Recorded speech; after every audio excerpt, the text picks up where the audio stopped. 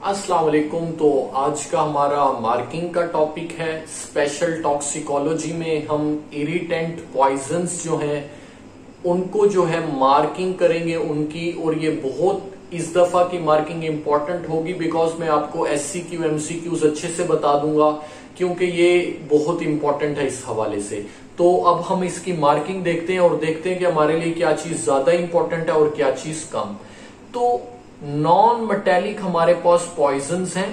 Metallic poison है, vegetable poison है, animal poison है, मैकेनिकल पॉइजन है और फूड। ये सारे जो हैं आपके इरिटेंट पॉइजन के अंदर ये पूरा का पूरा आता है। तो आपने अब कौन कौन से करने हैं, कौन कौन से छोड़ने हैं वो मैं बता देता हूं। अब हम देखते हैं कि नॉन मेटेलिक पॉइजन में इरिटेंट पॉइजन है, ये आप ऊपर वाली लाइंस पढ़ें। उसके बाद स्लो पॉइजन का लिखा हुआ है कि डेफिनेशन क्या होती है, इसको बस देख लें, ये आपके कॉन्सेप्ट के लिए है। Chronic metallic poisoning leads to such lingering death that chronic arsenic poisoning has been known as. Chronic arsenic poisoning को स्लो पॉइजन कहते हैं। बस एक दफा देख लें, ठीक है। अब जनरल साइंस एंड सिम्टम्स अगर आप इनके पॉइंट्स बना लेते हैं तो आपको पता लग जाएगा कि इरिटेंट पॉइजन के यही जनरल साइन एंड सिम्टम आते हैं, जैसे जीआईटी से आपका थर्स्ट, डिफिकल्टी, स्वेलिंग वगैरह और पेनफुल, वॉमिटिंग, डायरिया। ये कॉमन चीजें लिखी हैं जो अगर आपको ना आ रहा हो एससीक्यू में बासों का तो आप ये चीजें लिख सकते हैं। अब हम सबसे पहले ये ही पोस्टमार्टम अपीयरेंस है, ये भी कॉमन है। सबसे पहले हम फॉस्फोरस करते हैं। आयोडीन में से सिर्फ आपने एक पॉइंट याद रखना है, आयोडीन नहीं करना। आयोडीन सिलेबस में नहीं है। फॉस्फोरस बहुत ज्यादा इंपॉर्टेंट है, आता भी है, हम फॉस्फोरस को बहुत अच्छे से करेंगे। सबसे पहले फॉस्फोरस की दो फॉर्म्स हैं, आपको आनी चाहिए, व्हाइट और रेड। दोनों का डिफरेंस भी पता, वो यहां पे लिखा हुआ है। और येलो फॉस्फोरस किसे कहते हैं और हवा में इग्नाइट कौन सा होता है, ये सारी बातें आपने यहां पे करनी है बिकॉज ऑस्पी और वाइवा दोनों के अंदर ये पूछी जाती हैं। तो ये आपने अच्छे से कॉन्सेप्ट ले लेना है, ये वाली लाइंस भी रीड करनी है। अब आपने रेड फॉस्फोरस और उसमें डिफरेंस कर लिया, और ये बात याद कर लें कि फॉस्फोरस की ये गार्लिक ओडोर किसकी है, कलर ओडोर ऑफ गार्लिक किस में आता है, ये भी आपको फॉस्फोरस में आता है। तो ये भी आपको पता हो एमसीक्यूज के हवाले से। फॉस्फोरस का मैकेनिज्म ऑफ एक्शन यहां पे लिखा हुआ है कि एक प्रोटोप्लाज्मिक पॉइजन है जो कि सेलुलर ऑक्सीडेशन को इफेक्ट करता है। यही इसका मैकेनिज्म ऑफ एक्शन है। और लीवर के अंदर क्या चीज इनहिबिट करता है, अपना वो चीज आपको, deposition of glycogen in liver is inhibited while deposition of fat is increased. यही वजह है कि पैथोलॉजी फॉस्फोरस यही कॉज करता है। तो ये बहुत इंपॉर्टेंट पॉइंट है एमसीक्यूज के हवाले से जो अभी रीड किया। एक्यूट पॉइजनिंग में और क्रोनिक पॉइजनिंग दोनों को हम देखेंगे। एक्यूट पॉइजनिंग में प्राइमरी होता है और सेकेंडरी होता है। Primary due to local irritant action in the GIT tract and secondary due to the action of the absorb poison. Primary यानी कि अभी जीआईटी के अंदर चला गया और सेकेंडरी ये कि अब्सॉर्ब होने की वजह से हो रहा है। प्राइमरी में आपके पास क्या क्या है, गार्लिक ओडोर मिलेगी, एमसीक्यूज है ब्रेथ में। और वॉमिटेड मैटर जो है इज डार्कन, ये आपसे पूछा जाता है। इसमें वॉमिटस क्या होता है, डार्क होता है, जिसमें ब्लड आपको मिल सकता है, स्मेल आपको गार्लिक, और ल्यूमिनस इन डार्क। ल्यूमिनोसिटी क्या हो जाएगी, डार्क। ये एमसीक्यूज पॉइंट है, ठीक हो गया। और फीसिस भी क्या हो जाएगी, ल्यूमिनस हो जाएंगे और ऑफेंसिव हो जाएंगे, बदबूदार हो जाएंगे। The luminosity of vomiting and faeces is diagnostic. ये वाला पॉइंट एमसीक्यूज है कि फॉस्फोरस का आपको कैसे पता लग जाता है, ठीक है। द प्राइमरी, ये बस अब आप आगे रीड कर लें। और अब हम चलते हैं कि जो आपके यूजुअल क्लिनिकल कोर्स है वो कैसे होता है। Secondary symptoms occur due to absorb poison, और एब्जॉर्ब पॉइजन जो हो जाएगा वो लीवर और किडनी को डैमेज करेगा। मोस्ट इंपॉर्टेंट कैसे लीवर को डैमेज करेगा, जॉन्डिस हो जाएगा, distension of abdomen due to enlargement and necrosis of liver. In early stages liver क्या होता है, पहले देखें, फैटी डिजेनरेशन हो जाती है लीवर की, ठीक है, जिसको हम क्या कहते हैं, necrobiosis. And in late stages, अब नेक्रोबायोसिस, फैट भर गया, ग्लाइकोजन की डेपोजिशन नहीं हो रही तो नेक्रोबायोसिस होगी। उसके बाद लीवर क्या हो जाएगा, श्रंकन हो जाएगा, जिसको आप कहेंगे एक्यूट येलो एट्रोफी। तो नेक्रोबायोसिस और एक्यूट येलो एट्रोफी का डिफरेंस कि नेक्रोबायोसिस पहले होती है, फैटी डिजेनरेशन की वजह से होती है, और एक्यूट येलो एट्रोफी बाद में होती है। और ये श्रंकन, जब लीवर श्रंक हो जाता है तो ये वो वाली स्टेज है, सही है। अब इसके अलावा आपके पास हाइपोप्रोथ्रोम्बिनीमिया, ये सिम्टम्स आपको दे के जो है वो आपसे पूछेगा कि ये फॉस्फोरस है, लेड है, आर्सेनिक है, मरकरी, आपने बताना है फॉस्फोरस है। आपको मैंने ये इनके और स्ट्रांगली यूरिन जब आप देखेंगे तो वो स्ट्रांगली एसिड इन रिएक्शन होगा, और ये वाली बात आपने पूछनी। अब पूछते हैं कि फॉस्फोरस में नर्वस सिस्टम क्या आएंगे एससीक्यू के अंदर, तो आपको पता हो फ्रंटल पेन होगी, फ्रंटल साइड से इंसोम्निया होगा, रिंगिंग इन द एयर, कान उसके बजने लग जाएंगे, इंपेयर्ड विजन, और हमारे पास क्रैम्प्स, पैरालिसिस हो जाएगा, सही हो गया। और ये प्रायापिज्म जो है इस फ्रीक्वेंट डेथ रिजल्ट फ्रॉम, ये पूछा जाता है कि death hepatic and renal insufficiency की वजह से होती है, सही है। फैटल डोज आपको पता हो 60 to 120 मिलीग्राम है। फैटल पीरियड पहले 24 घंटों के अंदर हो जाता है।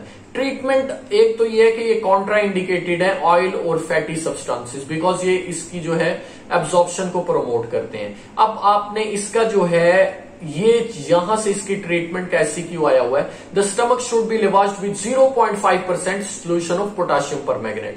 Potassium permanganate is the chemical antidote, ये भी एमसीक्यूज है।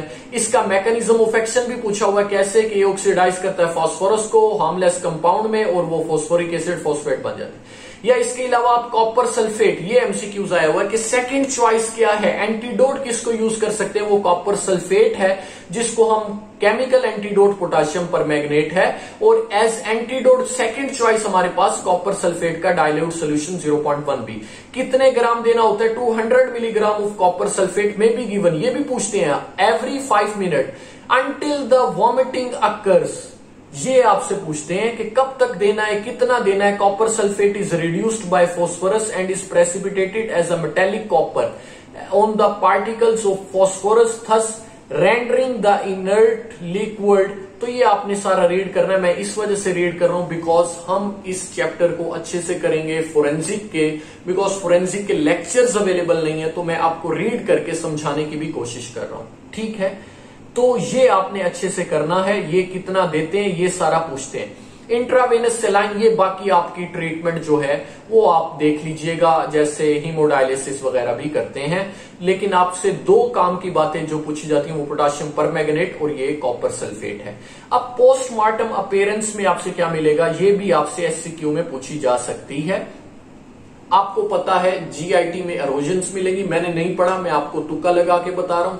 आपको जो सिम्टम्स बताए उनमें से जीआईटी की इरोजन मिलेगी, आपने जो लोकल सिम्टम्स याद किए हैं वो आप कर सकते हैं, सही। जेआईटी की इरोजन मिलेगी, रेडनेस मिलेगी, लीवर जब आप देखेंगे तो फैटी डिजेनरेशन होगी, किडनी के अंदर भी फैटी डिजेनरेशन होगी। इसके अलावा नर्वस सिस्टम में हमें एज सच में मुझे नहीं पता नर्वस सिस्टम में क्या मिलेगा, लेकिन जो हमें मिल सकता है, जो हमने पढ़ा है वो लीवर, किडनी मोस्ट इंपॉर्टेंट है, और बाकी ऑर्गन के अंदर भी हमें जो है वो मोस्ट इंपॉर्टेंट इसके अंदर जीआईटी है। देखें इरोजन ऑफ म्यूकस मेम्ब्रेन दिया हुआ है, फेरेंक्स, एसोफेगस, ये सारा हमने तो कैसे किया था।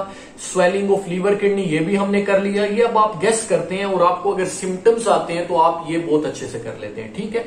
एक्सटर्नल क्या है हमें कि ओडोर भी मिलेगी, गार्लिक ओडोर भी, जॉन्डिस भी मिलेगा, हेमरेजिस भी मिलेंगे, ठीक हो गया। इंटरनल में आपको बता दिया कि क्या क्या मिलेगा, हार्ट, किडनी, ब्लड, सब में जो है। अब mucous membrane of stomach and intestine is yellowish और ग्रेइश व्हाइट इन कलर, ये एमसीक्यूज है। इसको आपने स्टमक ग्रेइश व्हाइट आप कर लें, बस येलोइश क्या ग्रेइश व्हाइट आपको पता लग जाएगा। पैची एरियाज ऑफ इरोजन मिलेंगी, सही हो गया। लीवर नेक्रोबायोसिस में चला जाएगा। अब हम डिफरेंस करते हैं नेक्रोबायोसिस और एक्यूट येलो एट्रोफी, ये आपका एससीक्यू है, बहुत इंपॉर्टेंट है, आपको नहीं छोड़ना। नेक्रोबायोसिस क्या है, enlarged at first but shrunken later. Unknown yellow, ये क्या है, uniformly yellow, soft and greasy, fatty degeneration, ये इसकी काज है, आपको पता है सारा। और उसके बाद अर्ली होता है, ये लेट होता है। और ये क्या होता है, रिंकल्ड जो है हमारे पास कैप्सूल है, और ये डर्टी येलो है, बिकॉज पहले येलो था, तो इसमें क्या हो जाएगा, हार्ड एंड ब्रिटल, यानी कि पहले फैट थी, फिर फैट कंप्रेस होगी, जिसकी वजह से एक्यूट येलो एट्रोफी। अब पीला पीला कंप्रेस सा आपको हार्ड ब्रिटल जो है वो लीवर मिलेगा। बस ये थोड़ा सा इंपॉर्टेंट डिफरेंस है, ये लेट होती है पहले होती है, बस ये डिफरेंस है। ठीक है, ये आप रीड कर लें, ये वाला कुछ भी नहीं है। मेडिको लीगल एस्पेक्ट भी आपको आने चाहिए, ये भी आपसे 1 नंबर में SCQ OSPI में पूछ लेते हैं। येलो फास्फोरस जो है फायर आर्म वर्क्स का इंग्रेडिएंट है, एक्सीडेंटल डेथ बच्चों में हो जाती है इसकी। और जो है येलो फास्फोरस जो है वो क्या देते हैं, the smell and taste of phosphorus in the form of rat poison के तौर पे जो है इसको हम देते हैं। It can be used as homicidal poison because symptoms appear after. अच्छा, इसको होमिसिडल पॉइजन यूज कर सकते हैं, क्यों? क्योंकि होमिसिडल पॉइजन के कुछ कैरेक्टरिस्टिक होते हैं, जिस तरह सुसाइडल पॉइजन के।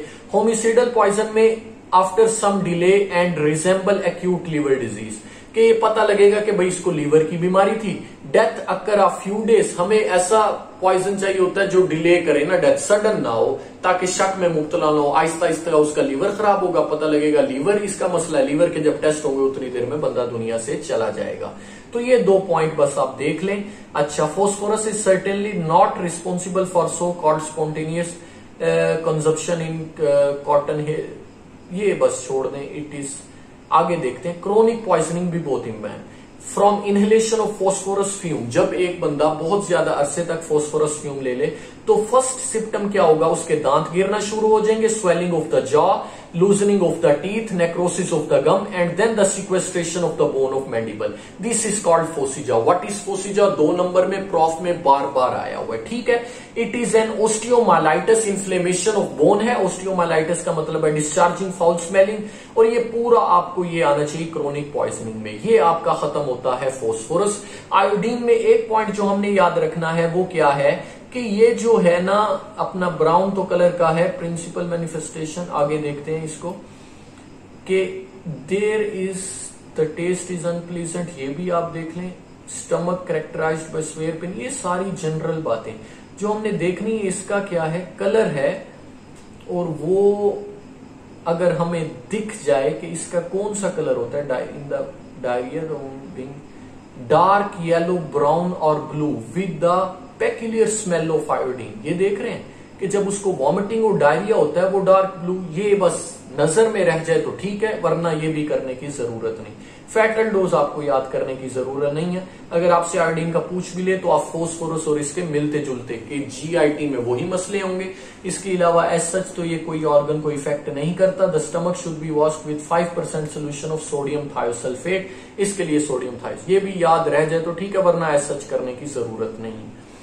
तो हमने जो है इसको बहुत अच्छे से किया, हम आगे भी बहुत अच्छे से करेंगे। अपने बाकी फ्रेंड्स को भी वीडियो शेयर कीजिएगा जो बाकी मेडिकल कॉलेजेस में सपोर्ट करें। Thank you so much. Allah Hafiz.